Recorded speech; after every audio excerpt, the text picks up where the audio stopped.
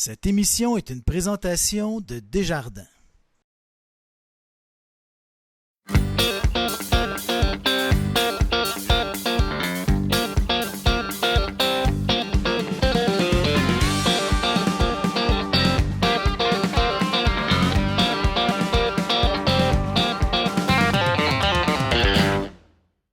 Bonjour, ici Stéphane Lévesque, bienvenue à votre bulletin de nouvelles de Télécœur. On débute avec une mauvaise nouvelle. Récemment, vous le savez, il y a eu un accident mortel sur l'autoroute 30. J'ai rencontré Donald Martel à ce sujet-là.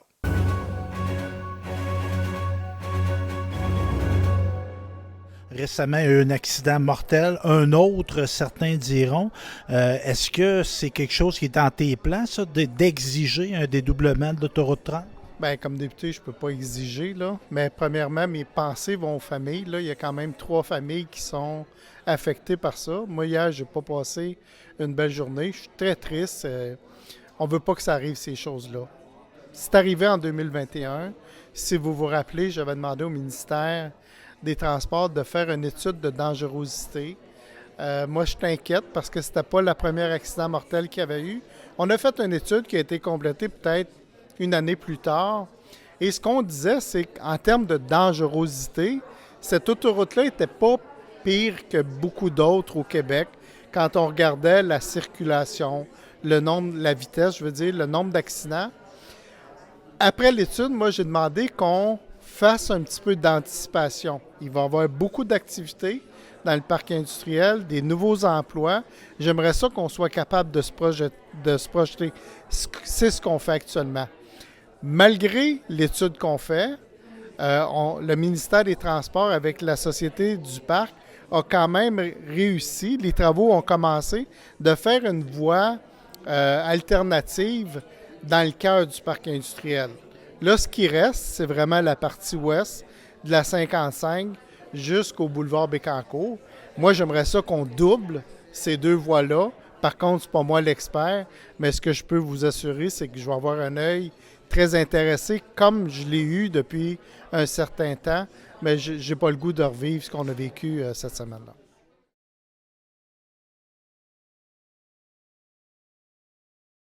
Toujours concernant Donald, il nous parle également du Salon de l'emploi Trois-Rivières-Bécancour qui va avoir lieu le 28 février 2024.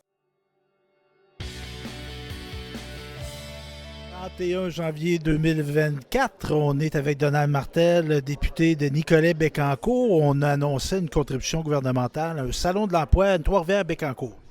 Oui, absolument. On a donné, au nom de la ministre, 30 000 $. C'est une initiative qui a son importance plus que jamais, compte tenu des opportunités de nouveaux emplois qu'il va y avoir ici dans la région. Donc, au fil des ans, et Trois-Rivières-Bécancour, ils ont développé une belle chimie à travailler ensemble. Ils ont fait un très, très beau salon. Et je dirais que cette année, ils revêtent d'une importance capitale compte tenu de tous les nouveaux emplois qu'on va y avoir. Et je fais un lien, évidemment, avec un événement, toujours ici, hier au Godefroy. Hier, un genre de speed dating entre entrepreneurs et fournisseurs de travaux du parc. C'est une préoccupation qu'on a aussi, le développement économique lié au développement de la filière batterie. Moi, je pense qu'il faut voir une opportunité incroyable. On l'a vu hier, je n'étais pas présent, mais je l'ai entendu. Il y a des entreprises qui vont se redéfinir en fonction de ce qui se fait dans le parc industriel. Et c'est ça. Puis les entrepreneurs, ils ont cette faculté-là de s'adapter en fonction de la réalité des marchés. Et les opportunités qu'il va y avoir ici, c'est assez exceptionnel.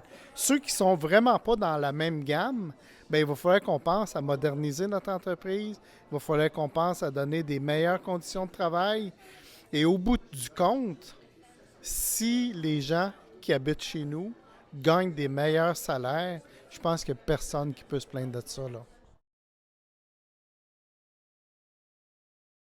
J'ai récemment reçu en studio Raymond Cormier qui nous parle de patrimoine Bécancour, mais aussi d'un beau projet qui pourrait peut-être impliquer Télécœur.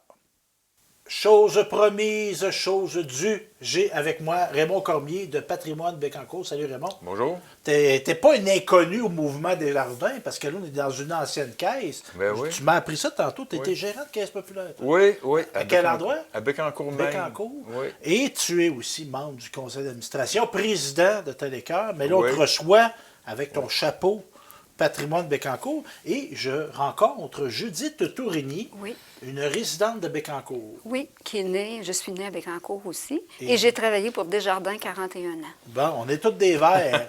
Et là, vous, là, votre intérêt là, pour l'histoire, le patrimoine, parce que vous êtes une recrue là, Oui. de Patrimoine Bécancour. Oui. Qu'est-ce qui vous a amené à vous impliquer à Ben, Patrimoine? J'ai toujours aimé l'histoire, puis un jour, Maurice Richard m'avait dit, OK. dans les familles, j'ai remarqué qu'il y avait toujours au moins une personne qui aimait l'histoire. Au moins une, il peut en avoir plus. Puis ça m'avait touchée. Puis j'avais dit, c'est vrai, moi, j'aime l'histoire. Fait que c'est ancré en moi, là. Puis votre famille, les Tourigny, vous êtes ancrés à Bécancour. Le terme est bien choisi. Oui. Ça fait que votre plus lointain ancêtre est arrivé en quelle année? Mon arrière-grand-père a bâti sa maison en 1926, OK. dans le rang Cournoyer à l'époque. là. OK.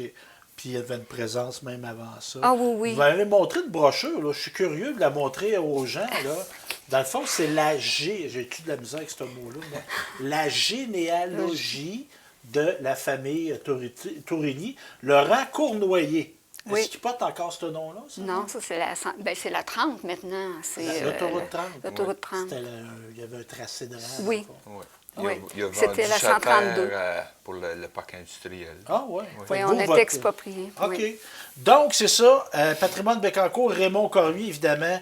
Mission. C'est quoi la mission de Patrimoine Bécancour? La mission, c'est de regrouper tous les gens de la ville de Bécancour intéressés par l'histoire des familles, le patrimoine de Bécancour. En gros, c'est ça. Une fois qu'on les a regroupés, c'est notre mission, c'est de promouvoir l'histoire, c'est de promouvoir aussi le respect du patrimoine bâti et immatériel. Donc, Ben, bâti, on peut penser à des vieux bâtiments, des maisons, mais ça peut être des bâtiments de ferme aussi. Oui. Ça peut être des croix de chemin. Oui. Ça peut être. oui, Etc. tout ce qui est bâti, oui. Immatériel. Immatériel, ben, c'est tous les chansons, les contes, les menteries qui font partie du conte, donc tous les danses, tout ce qui est humain. Là, dans De le fond. garder trace de tout Oui, ça qui c'est était ça. dans la tradition orale. Oui. Parce qu'on est un photos, peuple qu'on ne par maîtrise pas depuis si longtemps que ça, l'écriture. Ben, il y avait des gens qui écrivaient Oui. ici il y a 300 ans, mais c'était pas généralisé de savoir lire et écrire.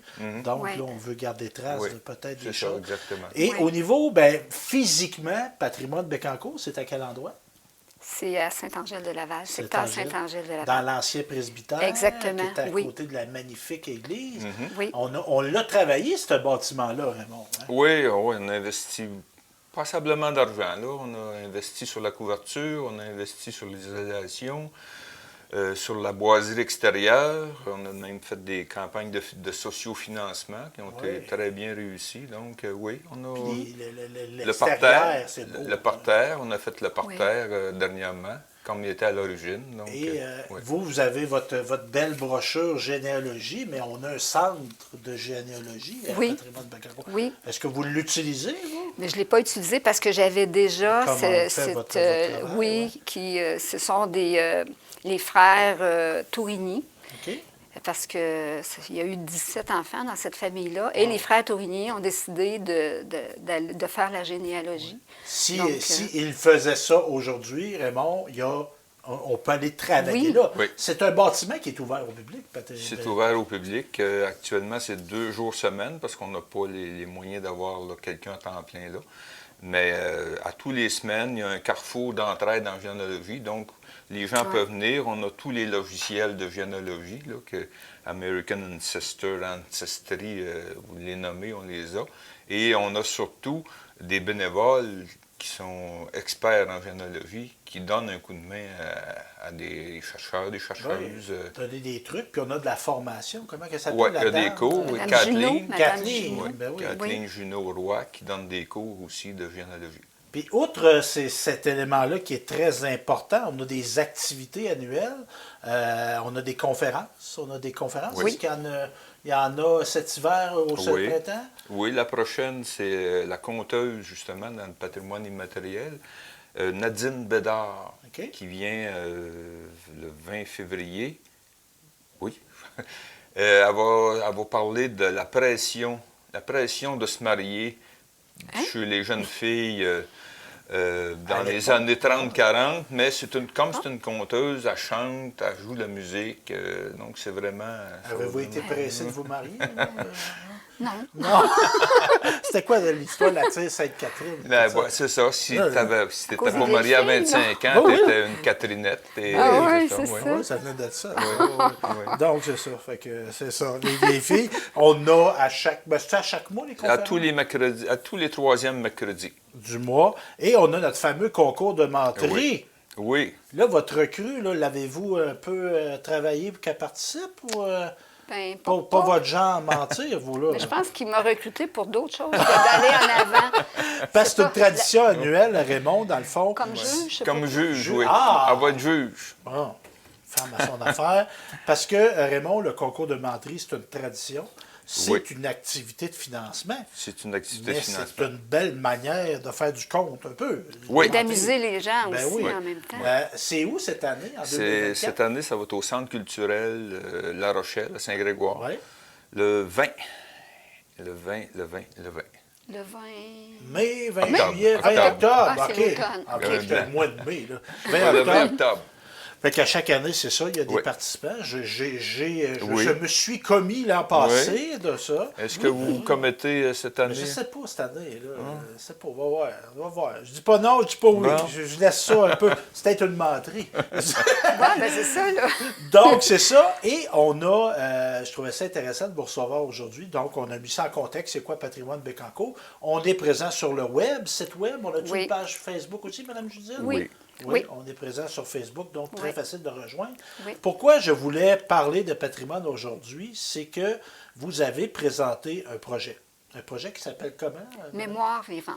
Mémoire vivante, dans le cadre d'un appel collectif de valeurs collectives Oui. Bécancour, qui est une initiative financée par le Fonds de la numinerie de Bécancour. Exact, Donc, oui. on a appelé des gens à présenter des projets. Il y en a plein. Évidemment, Télécart ne voulait pas s'immiscer. Voter pour un, voter pour l'autre, mais je l'ai trouvé intéressant. Puis pour se dédouaner au moment où qu'on se parle, le vote n'est pas fini. Mais lorsque l'émission va passer, le vote sera terminé. Donc, on ne peut pas nous taxer d'être propagandiste du projet de patrimoine. Donc, ben, on va en parler pareil parce que moi, j'ai une nouvelle pour vous. Mais avant ça, là, on va expliquer c'est quoi Mémoire vivante. C'est quoi l'idée qu'il y avait derrière ça, Raymond, ce projet-là? Ouais.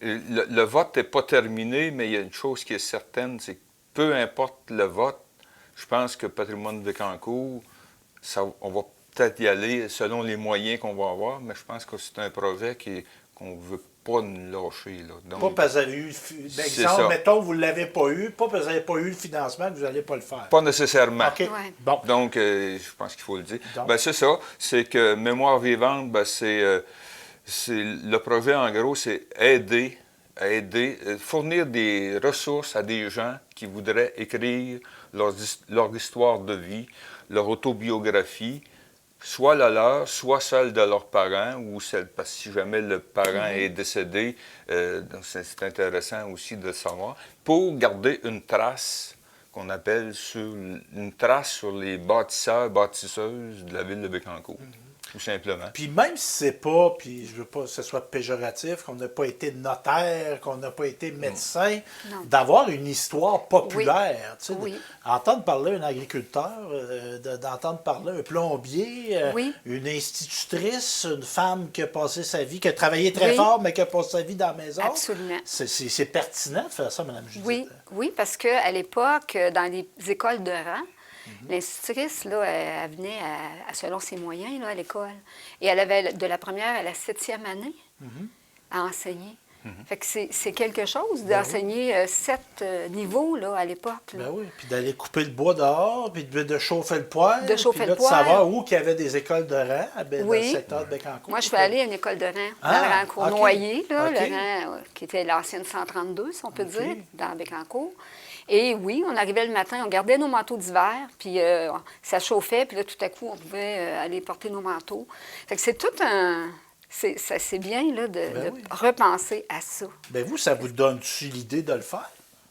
Vous, personnellement? Bien, j'aimerais ça, le faire pour ma famille, mais comme Mme Junot, peut-être je vais suivre des formations, en tout cas, où je rentrerai dans ce projet-là, on verra, là. Oui, ça m'intéresse d'écrire sur la famille, oui. Puis ce que je trouve intéressant, Raymond, dans ce que tu disais, l'accompagnement. Tu sais, on a des ressources bénévoles, professionnelles, là, qui sont outillées parce que de où qu'on part. Tu sais, je veux écrire mon autobiographie, moi, là, ça se fait pas de même. Là. Donc, vous allez offrir un canevas, une manière de faire?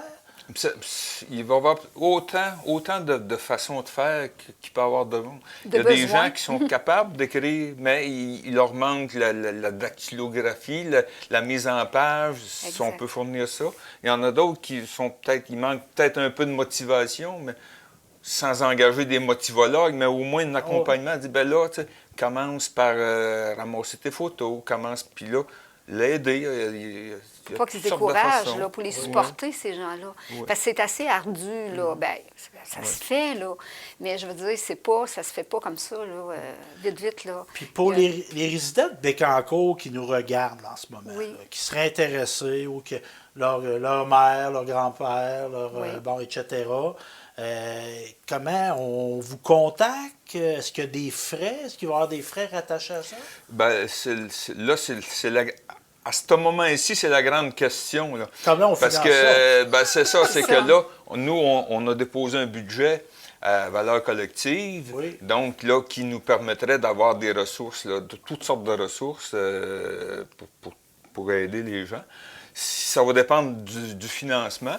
Ouais. Donc, si on a moins de financement, on va peut-être avoir un peu plus de bénévolat.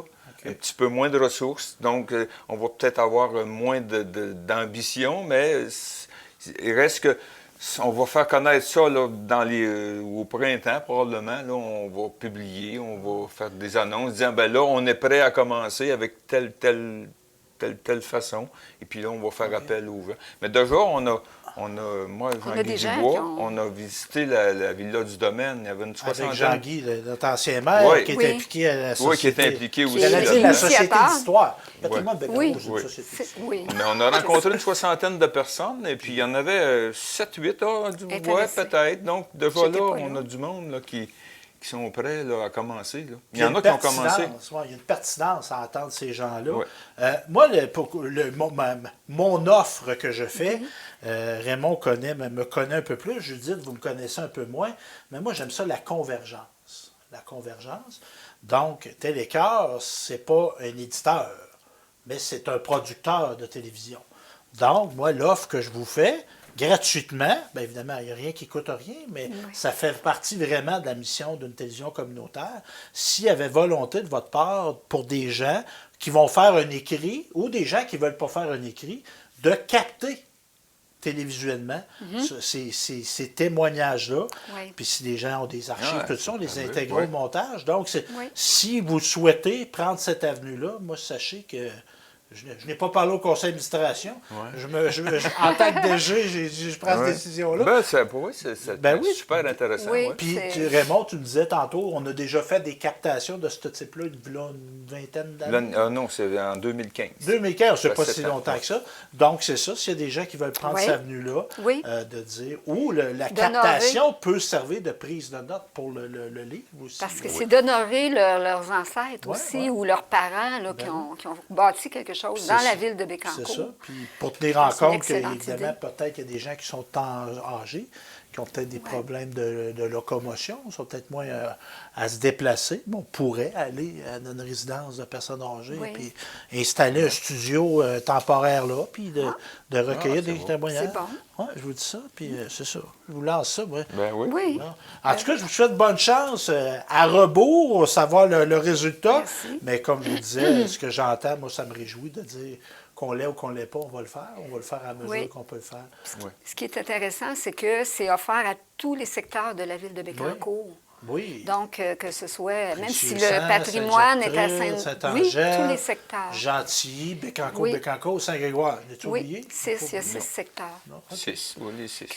Bon, ben merci. Fait qu'on va voir sur le site web de Patrimoine Bécancour puis le Oui. Facebook également. Ben, merci à Parfait. vous deux. Ben, merci. Merci. Merci à vous.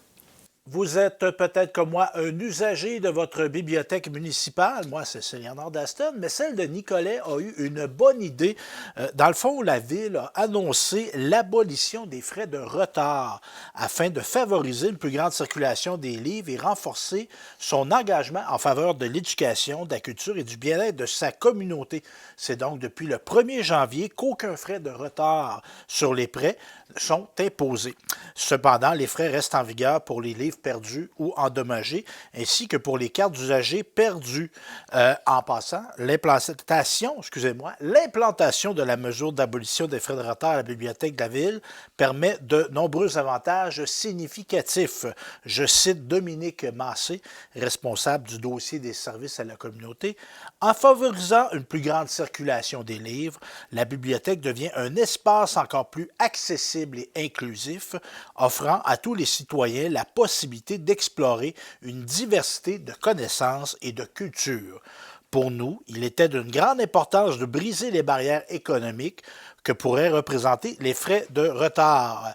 Évidemment, on explique également qu'il y a des règles à respecter à la bibliothèque, mais c'est quand même une belle mesure au niveau de l'accessibilité. Je vous parle maintenant Parisville. J'ai déjà été à quelques occasions à cette belle municipalité du secteur est de la MRC Bécancour. Donc, on organise des dîners communautaires pour jeunes et moins jeunes qu'on invite à venir rire, échanger et prendre un bon repas en bonne compagnie. Et ça se passe chaque 4e mercredi du mois jusqu'au mois de mai inclusivement, et ça se passe à la salle municipale de Parisville. Pour participer, on n'a qu'à réserver son espace, sa place à l'une des bénévoles, soit Hélène Guimont. On peut la rejoindre au 819-292-2569 ou Maria Widmer au 819-632-2039. Et les repas, on est accueillis à partir de 11h30 et il y a une conférence qui suit le dîner ainsi que des jeux et de l'animation. Soulignons également que c'est le traiteur Saskia qui prépare les repas du dîner communautaire de Parisville. Fondation pastorale de Nicolet, je ne sais pas si vous êtes comme moi un admirateur de Guylaine Tremblay, mais sachez que la comédienne célèbre des Bye-Bye, La Petite Vie, qui a fait du cinéma, qui a fait du théâtre aussi. Elle va être à Nicolet le 7 mars 2024 au Centre des arts populaires. Et sa conférence, moi j'aime bien le titre, ça s'appelle « Parfaitement imparfaite ». Hein? Pas beau, ça? Donc, elle saura vous inspirer à être parfaitement imparfaite. Donc, aussi, on va avoir à cette occasion-là, Hélène Langis de la Fondation a eu la bonne idée d'offrir à des femmes entrepreneurs des espaces pour tenir des kiosques. Donc, avant ou après la conférence, on pourra apprendre, jaser avec ces femmes dans le cadre justement de la Journée des femmes. C'est le 7 mars, si je me rappelle bien. Donc, la conférence a lieu de 11h à midi et les portes ouvriront dès 10h. Des bouchées seront servies. Notons que la date limite pour acheter les billets est la veille, le 6 mars 2024, pour la conférence qui se tient le 7 mars. Pour plus d'informations, on se rend sur fondationpastorale.org, aussi sur Facebook ou par téléphone 819-293-4696. Un groupe d'élèves de l'école secondaire Jean Nicolet est parti le 9 février dernier pour un voyage humanitaire au Costa Rica. Ils sont accompagnés de René Lafleur pour ce voyage de 2 semaines, en compagnie de David Champagne, Isabelle Touchette et Steve Lemoine. Et ils sont au nombre impressionnant de 14. Et en passant, ils ont eu à se préparer. C'est un processus qui dure depuis plus d'1 an de préparation, de financement, d'apprentissage, de langue, etc., etc. Et on écoute justement l'une d'elles qui nous parle de son expérience.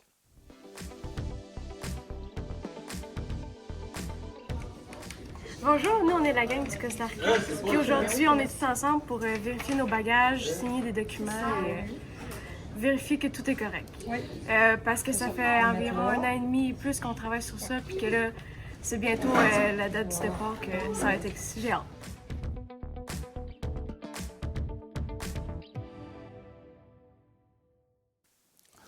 pour conclure, on m'a suggéré, Yannick Morin, le directeur d'école, m'a suggéré vendredi, le 3 février, d'aller voir du hockey à l'aréna de Bécancour. Et comme je suis un gars influençable, j'ai accepté sa suggestion. Plus sérieusement, son garçon jouait à les Estacades Midget 3A, était sur la Rive-Sud à l'aréna de Bécancour. Donc, j'ai été voir ça. Un très bon match du calibre, très impressionnant.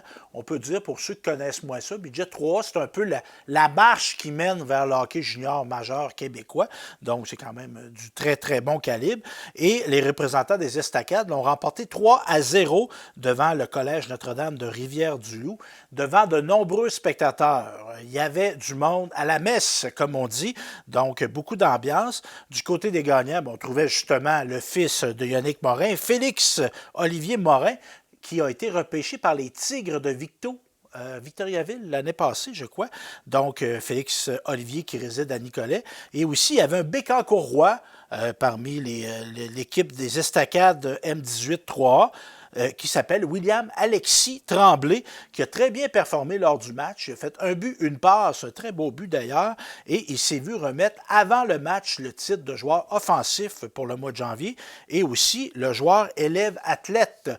Particularité lors de ce match-là, le gardien de but du Collège Notre-Dame de Rivière-du-Loup, c'était un gars de Nicolette, Édouard Blais, qui a aussi très bien performé, juste pour comprendre pourquoi il représente Rivière-du-Loup, c'est qu'il avait été coupé lors du camp d'entraînement des Estacades. Donc, à Rivière-du-Loup, on avait besoin d'un gardien. Il a pris le relais là-bas et il l'a fait de façon très, très compétente. Donc, bravo Édouard Blais également. Sur ce, je vous souhaite une belle journée. Merci d'être à l'écoute de Télécœur.